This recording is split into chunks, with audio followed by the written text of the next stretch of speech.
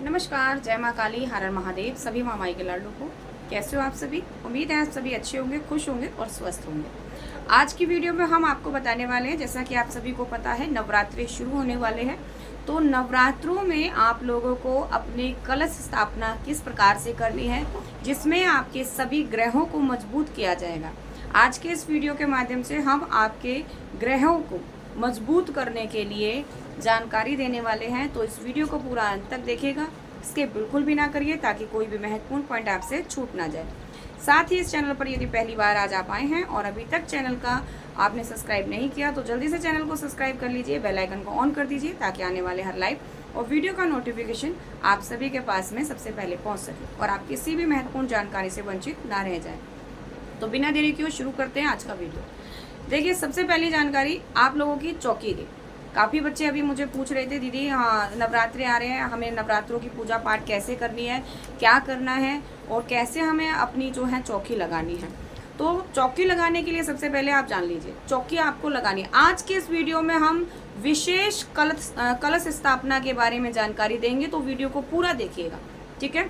आज का जो ये कलश स्थापना होगी आपकी इस वीडियो के माध्यम से, जो आप नवरात्रि में पहले नवरात्रि को कलश स्थापना करेंगे, उससे आपके सूर्य से लेकर राहु केतु तक के सभी ग्रहों को मजबूती से एक स्थिर जगह पर करने की हम पूरी जानकारी देंगे। सबसे पहले बात करते हैं यहाँ पर चौकी लगाने की। तो नवरात्रि शुरू हो रहे हैं, जैसा कि आप सभी को पता है 22 तारीख से नवरात्रि शुरू है। तो पहले नवरात्रि को आपने क्या करना है, सुबह जल्दी उठना है। ब्रह्म मुहूर्त की बात हम यहाँ पर करेंगे। ब्रह्म मुहूर्त में आपको उठना है, क्योंकि ऊपर नीचे आप लोगों के समय होते रहते हैं, तो उसके हिसाब से आपका चौकी लगाने का समय, आपका कलश स्थापना करने का समय सबसे पहला आपके लिए, जिसमें आपको किसी भी प्रकार के मुहूर्त को देखने की आवश्यकता नहीं है। आपने ब्रह्म मुहूर्त में अपनी चौकी लगा लेनी है, अपनी कलश स्थापना कर लेनी है, क्योंकि ब्रह्म मुहूर्त में पूर्ण रूप से सभी जो नक्षत्र होते हैं वो एक सही दिशा में होते हैं, सही अवस्था में आपकी कलश स्थापना होगी, चौकी सही अवस्था में लग पाएगी और आपको मुहूर्त के बारे में डाउट्स करने की कोई आवश्यकता ही नहीं पड़ेगी। तो सुबह स्नान करके आपने अपने मंदिर की साफ सफाई कर लेनी है। सुबह 4 बजे से 5:30 बजे तक आपने अपना ये सभी काम पूरा कर लेना है। ना जल्दी उठना है, सुबह आपने नहा धो करके अपने मंदिर की साफ सफाई आप सभी लोग कर ही लेंगे। और उसके बाद आपने जो चौकी लगानी है, आपने कोई भी लकड़ी की एक चौकी ले लेनी है और उसके ऊपर आपने कोई कपड़ा बिछा लेना, जैसे भी आपके पास व्यवस्था हो। बड़ी मेज है, टेबल है, ज़मीन पर लगा रहे हैं या चौकी पर लगा रहे हैं, तो उस पर आपने एक लाल रंग के कपड़ा बिछा लेना है। उसके ऊपर आपने अपने देवी देवताओं की तस्वीर को, उनकी प्रतिमाओं को, उनकी मूर्तियों को विराजमान कर देना है। उनको पंचामृत से स्नान कराना है। उसके बाद आपको उन्हें वहाँ बिठाना है, फूल पुष्प से उनको आपको अर्पित करना है। और जैसे भी आपके गुरु ने आपको जानकारी दी है, अगर विशेष को जानकारी दी है तो आप उसको भी लगा सकते हैं। मैं यहाँ नॉर्मल सी आपको चौकी स्थापना करने की जानकारी दे रही हूँ। उसके बाद में आपने करना है अपना कलश स्थापना। तो कलश स्थापना में आपने लेना है एक कलश। उस कलश को आपने मिट्टी का भी ले सकते हैं, आप स्टील का छोड़ करके आप कोई भी कलश ले सकते हैं। कलश के अंदर जो आपको जानकारी देनी है, क्या क्या डालना है अपने सभी ग्रहों को मजबूत करने के लिए, तो वो पहले आप नोट कर लीजिए। मैंने नोट करके रखा है ताकि मैं कोई भी पॉइंट भूल ना जाऊँ। तो सबसे पहले आपने अपने सूर्य ग्रह को मजबूत करने के लिए उस कलश में थोड़े से गेहूं डालने हैं। सूर्य ग्रह को मजबूत करने के लिए थोड़े से गेहूं डालने हैं आपने कलश के अंदर। चंद्र ग्रह को मजबूत करने के लिए आपने उसके अंदर डालने हैं चावल, श्वेत चावल आपको उसके अंदर डालने हैं। गुरु को मजबूत करने के लिए आपने उसके अंदर थोड़ी सी हल्दी डालनी है। अपना गुरु को मजबूत करने के लिए, गुरु तत्व को मजबूत करने के लिए उसमें आपने हल्दी डालनी है, ठीक है। शुक्र ग्रह को मजबूत करने के लिए आपको उसके अंदर 1 रुपये का सिक्का डालना है, जिससे धन धान्य से आपका जीवन भरपूर रहे, धन की कभी कमी ना हो और शुक्र का आपको कोई दोष ना लगे। तो 1 रुपये का सिक्का आपने उसके अंदर डालना है। सिक्के पर आपने थोड़ा सा तिलक लगा लेना है और उसके अंदर डाल देना है कलश के अंदर। केतु को मजबूत करने के लिए आपने उस कलश के अंदर थोड़े से जौ डालने हैं। केतु को मजबूत करने के लिए उसमें थोड़े से जौ डालने। शनि को मजबूत करने के लिए, अपने शनि ग्रह को मजबूत करने के लिए उसके अंदर आपको थोड़े से काले तिल डालने हैं। राहु को मजबूत करने के लिए आपको साफ दूबा घास लेकर आनी है, साफ दूबा उसके अंदर आपको डालनी है थोड़ी सी, ठीक है। मंगल ग्रह को मजबूत करने के लिए आपने उस कलश में लाल मसूर डालनी है, थोड़ी सी लाल मसूर डाल दें। बुध ग्रह को मजबूत करने के लिए आपने उस कलश के अंदर 5 इलायची डालनी है। 5 इलायचियों को आपने बुध ग्रह को मजबूत करने के लिए उसके अंदर डाल देना है।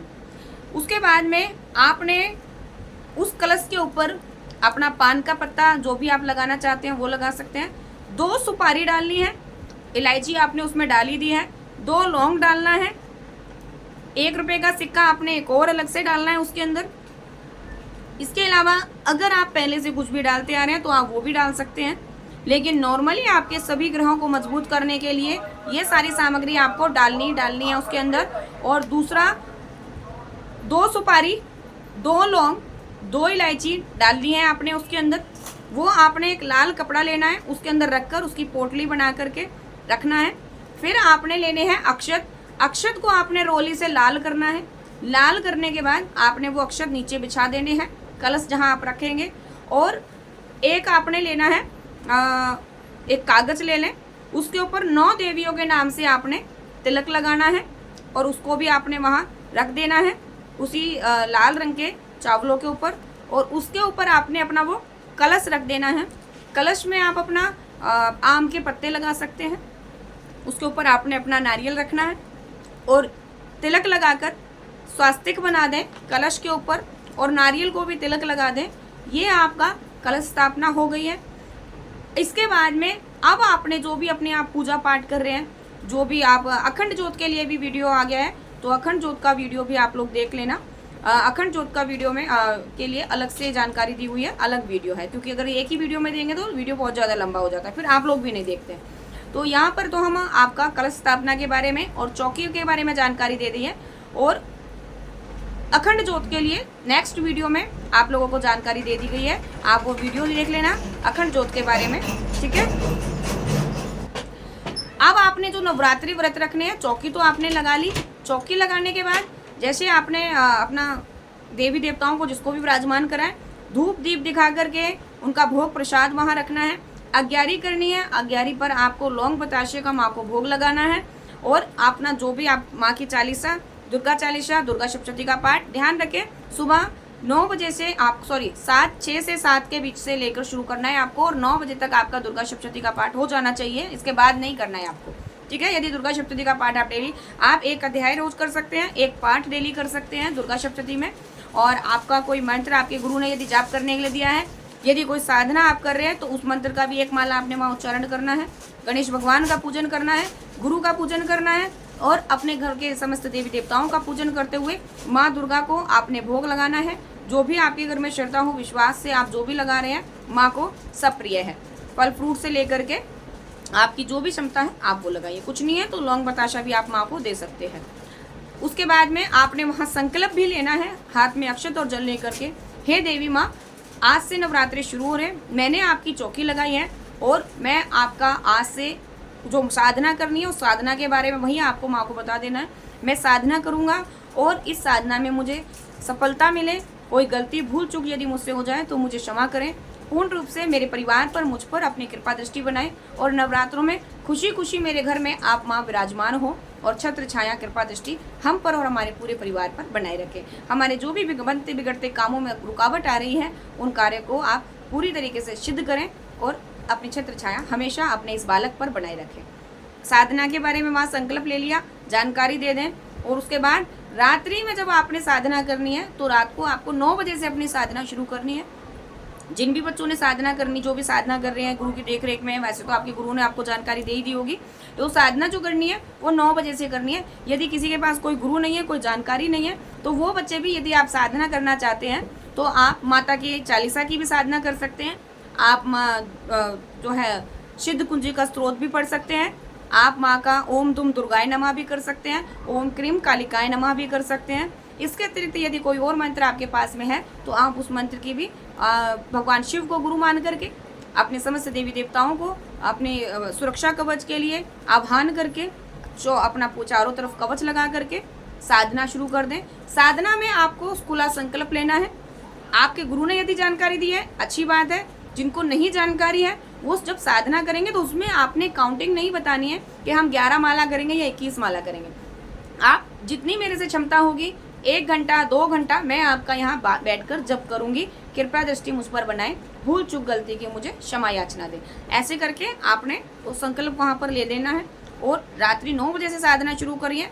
वहीं जहाँ आपने चौकी लगाई है वहीं पर आपने अपना आसन बिछाना है। आसन बिछाने का मंत्र बोलें और आसन पर बैठने का मंत्र बोलें। उसके बाद में आप उनसे प्रार्थना करें, मैं आपसे अपनी साधना शुरू कर रहा हूँ, मेरी साधना में कोई भी अड़चन ना आए और समस्त शक्तियाँ मुझ पर अपनी कृपा दृष्टि बनाएं, समस्त अच्छी शक्तियाँ मुझ पर अपनी कृपा दृष्टि बनाएं। ऐसा बोल करके आप अपने आसन पर बैठ जाइए।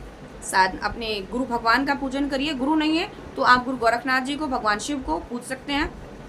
अपने इष्ट का पूजन करिए, गणेश भगवान का पूजन करिए, भैरवनाथ का पूजन करिए। बटुक भैरव स्वरूप का पूजन करना है आपने। उसमें आप माता का उसमें लौंग बताशे का भोग रखें। आज सफ़ेद रंग की मिठाई रख सकते हैं माँ के लिए, लेकिन 2 लड्डू का भोग जरूर रखेंगे। जो भी साधना आप करेंगे उसमें, जो बटुक भैरवनाथ के नाम से आप रखेंगे उसमें, और वीर बजरंगी के 2 लड्डू, वीर बजरंगी के 2 भैरव के आपने 4 लड्डू वहाँ पर रखने हैं। सॉरी, मैंने 2 बोला, ठीक है। तो उसके बाद आप अपनी साधना शुरू कर देंगे। साधना के बाद में आपने वहीं पर विराजमान अपना जो आसन है उसको उठाकर माथे से लगाकर उठा देना है। वहीं बिस्तर लगाकर सो जाना है। साधना के समय आपने वहीं पर सोना है जहां आप साधना करेंगे। एक और जानकारी, काफ़ी महिलाएं मुझे मैसेज कर रही थी, दीदी अगर हमारे नवरात्रों में या साधना के बीच में पीरियड आ जाते तो हम क्या करें। ना तो आपकी साधना खंडित हुई, ना आपके व्रत खंडित हुए हैं। आप माँ भगवती के जो भी अपने हाथ से आप कोई जोत वगैरह नहीं लगाएंगे, आपने उनको कोई भोग प्रसाद नहीं लगाना है। आपका पति है, माँ बाप हैं या भाई बहन है, आप उनके थ्रू अपनी जोत लगवा दें, भोग प्रसाद दिलवा दें उनको, और अपनी साधना साइड में, अपने आसन माला को छोड़कर साइड में बैठकर जो साधना शुरू करिए उसको कंटिन्यू रखिए। साधना नहीं रोकनी है। व्रत भी आपके खंडित नहीं हुए हैं। आप दूर से हाथ जोड़ करके किसी दूसरे के माध्यम से अपना भोग लगवा दें और अपना व्रत भी कंटिन्यू रख सकते हैं। व्रत भी आपको छोड़ने की कोई आवश्यकता नहीं है। तो इस प्रकार से आप अपने इस नवरात्रि की साधना को, कलश स्थापना को, चौकी को पूर्ण करके अपने व्रत कर सकते हैं।